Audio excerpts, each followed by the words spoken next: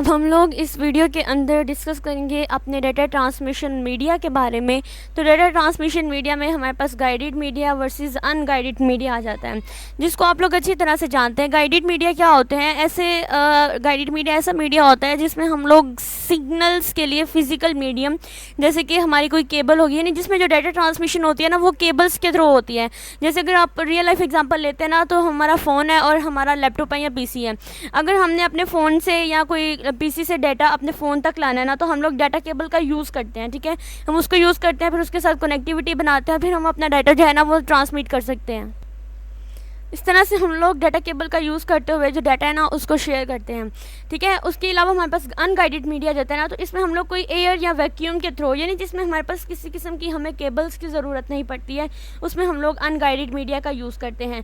Guided media की अगर मैं एग्जांपल लूँ तो सिंपल हमारे पास ट्विस्टेड पेयर केबल आ जाते हैं, कोएक्सियल केबल आ जाते हैं, फाइबर ऑप्टिक्स केबल आ जाते हैं। इसी तरह से अगर हम अपने रेडियो वेव्स की बात करते हैं ना, तो रेडियो वेव्स हमारे अनगाइडेड मीडिया में आ जाते हैं। ठीक है, इसमें हमारी जो कम्युनिकेशन होती है ना वो वायरलेस होती है। ठीक है, इसमें वायरलेस वेव्स के थ्रू होती है, रेडियो वेव्स होते हैं जिनके थ्रू हम लोग कम्युनिकेशन करते हैं। अब मैं अगर आपको बताऊं, मैंने किसी को कॉल की है अपने फ़ोन से, और जब जो दूसरा है बंदा उसको एक्सेस कर रहा है, ठीक है, उस कॉल को एक्सेस कर रहा है, तो क्या किसी किस्म की कोई केबल यूज़ हो रही है? बिल्कुल भी नहीं, बल्कि रेडियो वेव्स यूज़ हो रहे हैं जो हमारी कॉल ट्रांसमिशन जो होती है ना एक दूसरे तक पहुँचा रहे हैं। तो ये अनगाइडेड मीडिया होती है।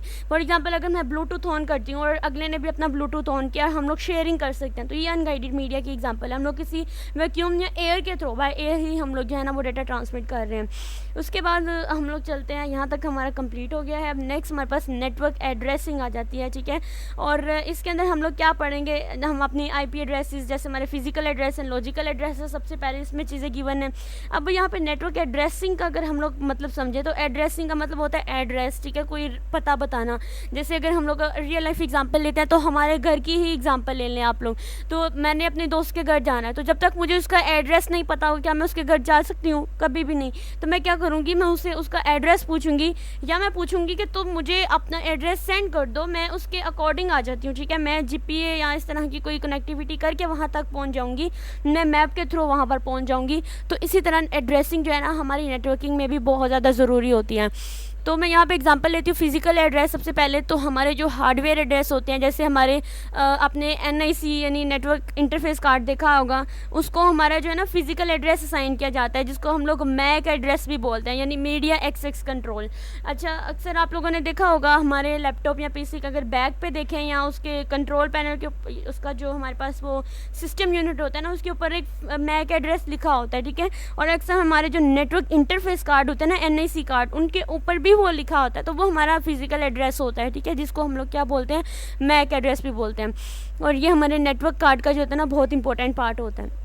उसके बाद अगर हम लोग लॉजिकल एड्रेस की बात करें, तो लॉजिकल एड्रेस होते हैं ना ये सॉफ्टवेयर एड्रेस होते हैं। ठीक है, जो नेटवर्क लेयर होती हैं उन पर असाइन किया जाता है। जैसे कि आईपी एड्रेस हो गया, ठीक है, ये हमारे लॉजिकल एड्रेस होते हैं। जितने भी हमारे आईपी एड्रेसेस हैं, क्लास फुल, क्लास लेस, ठीक है, ये सारे हमारे लॉजिकल एड्रेस होते हैं। उसके बाद एक एग्जाम्पल वो पूछ सकते हैं, कोई ऐसी एग्जाम्पल दे जो फिजिकल लॉजिकल एड्रेस दोनों जिसमें यूज़ होते हैं। तो जब आप अपने कंप्यूटर को इंटरनेट पर डाटा सेंड करते हैं, ठीक है, तो क्या होता है कि लॉजिकल एड्रेस यानी हमारा जो आईपी एड्रेस होता है ना, सबसे पहले हम लोग उसका यूज़ करके डाटा को डेस्टिनेशन नेटवर्क तक पहुंचाते हैं। और फिर जो हमारा फिजिकल एड्रेस होता है ना, जो मैक एड्रेस होता है, फिर वो देखता है कि ये डाटा जो है ये किस डिवाइस से आया है। ठीक है, यानी अगर मैंने अपने ये वाले कंप्यूटर से डाटा किसी दूसरे कंप्यूटर को भेजा है, तो मैंने थ्रू इंटरनेट भेजा, तो क्या होगा कि मेरा इंटरनेट पे भेजते हुए सबसे पहले लॉजिकल एड्रेस यूज़ हुआ है। ठीक है, लेकिन जैसे ही मेरा डाटा वहाँ तक पहुँच गया, अपने डेस्टिनेशन तक पहुँच गया, तो वहाँ पर जाकर उसने देखा कि ये किस कंप्यूटर से आया है। ठीक है, जैसे हम ईमेल करते हैं ना, अक्सर मोबाइल के थ्रू अपने ही कंप्यूटर को ईमेल कर रहे होते हैं, तो वो देख रहा होता है कि ये हवावे से मतलब मेरी ईमेल जो है ना वो वहाँ से आई है। ठीक है, तो ये हमारा फिजिकल एड्रेस होता है। उसके बाद हम लोग डिस्कस करेंगे अपने जो हमारे आईपी एड्रेसिंग के बारे में। इस पर भी मैंने डिटेल लेक्चर बनाए हुए हैं। ठीक है, आईपी ए बी सी सारी जितनी भी हैं। तो आईपी एड्रेस बेसिकली एक हमारे पास यूनिक आइडेंटिफायर होता है जो हर डिवाइसेस को नेटवर्क पर असाइन किया जाता है। इसका पर्पज़ ये होता है कि डिवाइसेस को यूनिकली आइडेंटिफाई करना और जो डाटा पैकेट्स होते हैं ना उनको करेक्ट डेस्टिनेशन तक पहुंचाना होता है। तो आईपी एड्रेसेस के अगर वो वेरिएंट पूछ सकते हैं कि कौन कौन से वेरिएंट है, तो हमें पता है आईपी वेरिएंट 4 है और एक आईपी वेरिएंट 6 है। आईपी वेरिएंट 4 जो होता है ना वो हमारे 32 बिट्स का होता है और इसमें हमारे पास तकरीबन 4.3 बिलियन एड्रेसेस ना ये हमें प्रोवाइड करता है, जबकि IP वेरिएंट 6 होता है ना वो 128 बिट्स का होता है, जो प्रैक्टिकली अभी तक अनलिमिटेड एड्रेसेस प्रोवाइड करता है, ठीक है। और रिसेंटली हम लोग अभी IP वेरिएंट 4 ही यूज़ कर रहे होते हैं। जो IP वेरिएंट 6 होता है ना बेसिकली ये हमारे फ्यूचर यूज़ के लिए होता है, हमारे बड़े बड़े प्रोजेक्ट्स के लिए यूज़ किया जाता है। उसके बाद हमारी क्लासफुल एड्रेसिंग की बात करें तो क्लासफुल एड्रेसिंग स्कीम को समझना बड़ा ज़रूरी होता है, ठीक है। अब इसमें IP एड्रेसेस को ही क्लासेस में डिवाइड किया जाता है, जैसे हमारी क्लास A है, B, C, D और E तक होता है। अच्छा, हमसे जो क्वेश्चन पूछा गया था ना IP एड्रेसेस क्लासफुल एड्रेसेस से रिलेटेड, उन्होंने पूछा था इसकी क्लासेस कितनी है। हमने तो A, B, C, D, E पढ़ा। उन्होंने कहा कि F क्लास के अंदर हमारे पास इसकी रेंज क्या होती है, इसका सबनेट मास्क क्या होता है। तो आप लोग सोचोगे कि F क्लास, तो वो आप लोगों को कंफ्यूज करने के लिए क्वेश्चन पूछेंगे, तो आप लोगों ने सिंपल बिल्कुल रिलैक्स होकर जवाब देना है कि हम लोगों ने सिर्फ E तक ही पढ़ा है, आगे F क्लास तक हमें कोई आइडिया नहीं है और ना ही हमारी F क्लास अभी तक एग्जिस्ट की है, ठीक है। हमारी सिर्फ A, B, C, D और E ही क्लासेस होती हैं। अच्छा, अगर क्लास A की बात पूछे तो वो पूछते हैं इसकी जो रेंज क्या है, इसके सबनेट मास्क क्या है। तो इसकी रेंज जो होती है ना क्लास A की वो 1 से 126 तक होती है, ठीक है। उसका सबनेट मास्क जो होता है ना वो 255.0.0 होता है। अच्छा, इसके लिए आप लोगों को अलग से जो है वो लेक्चर्स लेने पड़ेंगे, क्योंकि ये बहुत ही इंपॉर्टेंट है। तो आप इसके लेक्चर्स भी मैं डिस्क्रिप्शन बॉक्स में उनका लिंक डाल दूँगी, ताकि आप लोग जो है ना उनको भी अच्छे से अंडरस्टैंड कर सकें। उसके बाद प्राइवेट एड्रेसेस पूछ सकते हैं, जैसे यहाँ पर हमारे पास क्लासफुल एड्रेसिंग के बाद प्राइवेट एड्रेसेस आ रहे हैं। तो प्राइवेट एड्रेसेस क्या हैं और ये क्यों यूज़ होते हैं, इस तरह का क्वेश्चन पूछते हैं। तो प्राइवेट IP एड्रेसेस वो एड्रेसेस होते हैं जो इंटरनल नेटवर्क्स में यूज़ होते हैं, ठीक है। प्राइवेट है ना तो मतलब इंटरनली नेटवर्क्स में यूज़ होते हैं, और इंटरनेट पर हमारे जो राउटेबल नहीं होते हैं ना उन पर यूज़ होते हैं। अब इनका यूज़ जो है ना नेटवर्क के अंदर डिवाइसेस को आइडेंटिफाई करने के लिए होता है।